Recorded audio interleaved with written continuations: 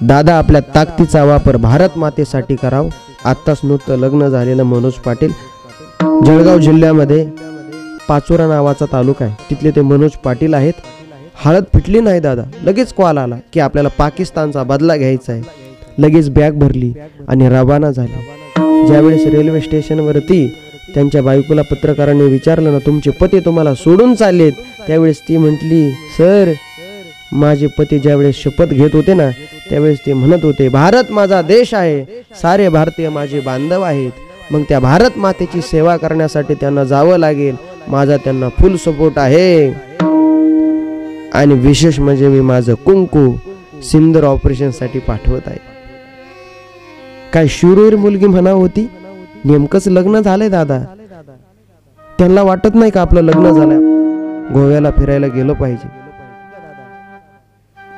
वाटत नाही का दादा. पण ज्या मातेच्या कुशीमधून जन्म घेतलाय ना, ती मातेची कुश पवित्र झाली दादा.